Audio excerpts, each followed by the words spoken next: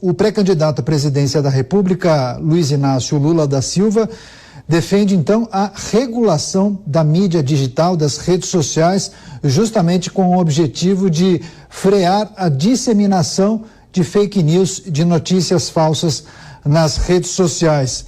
Preocupa esse posicionamento, esse desejo do pré-candidato Lula? Ele é o primeiro colocado nas pesquisas. Que leitura o senhor faz dessa declaração do pré-candidato?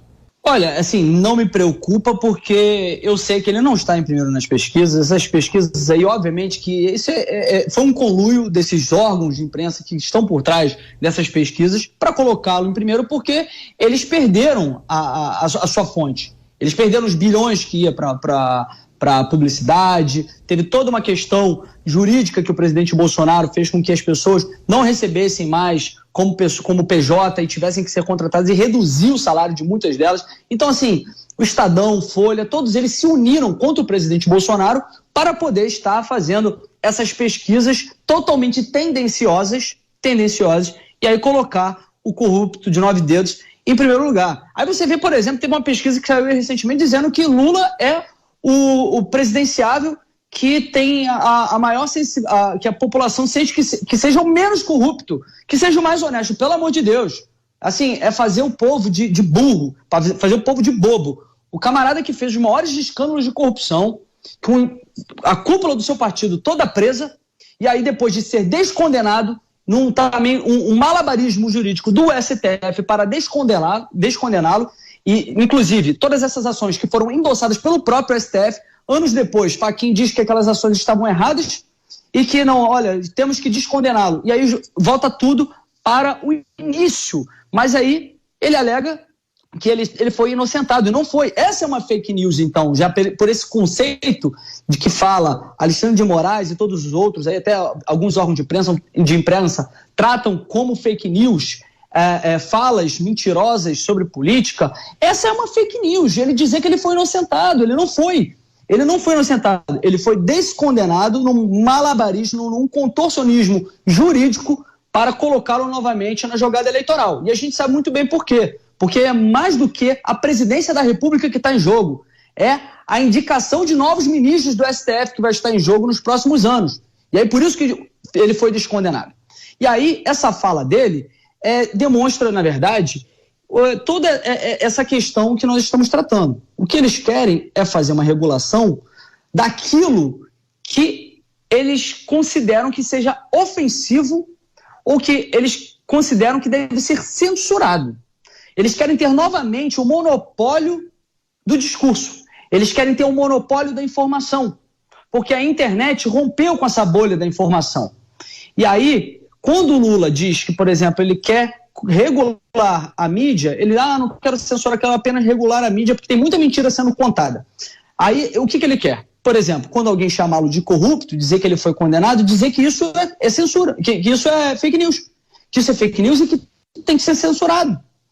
Ele quer fazer com que, por exemplo, o passado obscuro do PT seja esquecido. É isso que ele busca. Ele fala que criaram um monte de mentiras a respeito dele. Imagina só se esse camarada chega na presidência novamente. Imagina. Além de toda a roubalheira que vai voltar ao Brasil. Olha a censura que ele vai fazer com todos aqueles que falarem a verdade a respeito. Eles vão querer reescrever a história. Vão fazer uma narrativa de que ele foi um coitadinho, injustiçado, e que ele não fez nada, e inclusive vai ter que ser indenizado pela justiça por ter sido preso. E ele comandou os maiores escândalos de corrupção. E olha só, falavam que o presidente Bolsonaro seria aquele que ia censurar, que ia fazer acontecer e tudo mais. E você veja bem, o presidente Bolsonaro é o mais atacado pela imprensa. Eu não digo a Jovem Pan, mas muitos órgãos de imprensa o atacam diuturnamente. O atacam o tempo inteiro, o atacam o tempo todo. Dizendo barbaridades a respeito da vida dele, atacando com mentiras, com fake news. E ele nunca falou em regular a imprensa, nunca falou em regular a mídia.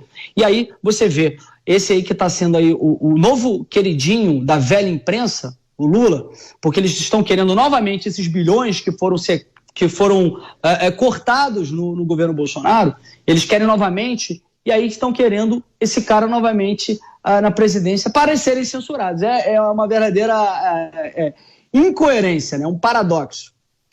O Brasil está debatendo os sucessivos aumentos dos preços de combustíveis, um fenômeno que não é apenas um fenômeno brasileiro, mas é um fenômeno mundial. A raiz do problema não começa agora, com o aumento mundial do preço dos combustíveis. Não!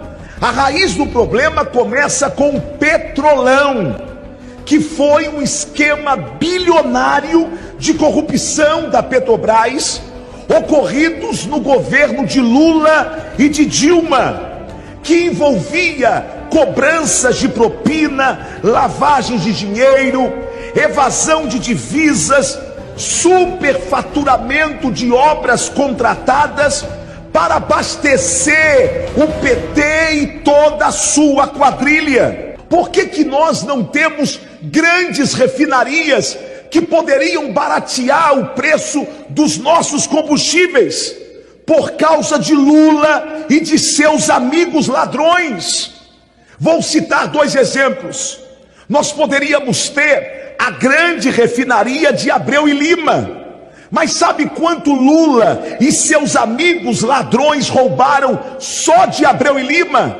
Mais de 14 bilhões de reais. Na Bahia, capitão de areia, capitão de areia, capitão de areia. Outro abandonado na Bahia, capitão de areia, capitão de areia, capitão de areia. Outro abandonado na Bahia, capitão de areia, capitão de areia.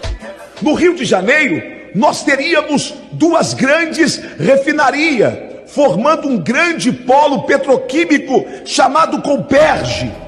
Mas sabe por que não saiu esse polo? Queria produzir 320 mil barris de petróleo dia, cerca de 1,5 milhão de barris de combustíveis por mês, no meu Rio de Janeiro. Mas isso só produziu prejuízo de mais de 12 bilhões e meio de reais.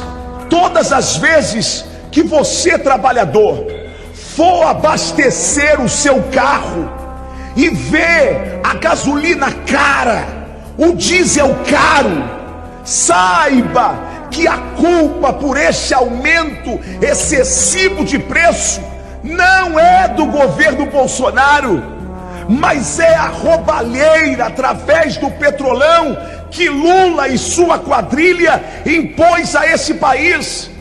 Vocês estão pagando o preço da corrupção do PT e agora eles vêm apedrejando os acionistas da Petrobras, que na verdade colocaram dinheiro na Petrobras para recuperar a mesma empresa que eles quebraram.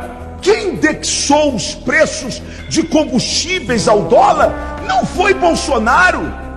E agora querem que o presidente Bolsonaro não honre contratos, que é o que eles fazem, que é o que o comunismo faz. Mas criam uma narrativa para colocar na conta do presidente Bolsonaro o que é resultado do Petrolão e da corrupção petista. Vamos vencer tudo isto, mas sem devolver o país a esta corja, sem devolver o país a esses que querem pegar a Petrobras novamente para causar novamente a roubalheira nesse país. Mas nós não vamos cair nessa narrativa de agora, por conta disso, devolver o poder a quem só usurpou e só roubou esse país. Otone de Paula, vice-líder do governo Bolsonaro. Otone de Paula, deputado perseguido por um ministro da Suprema Corte.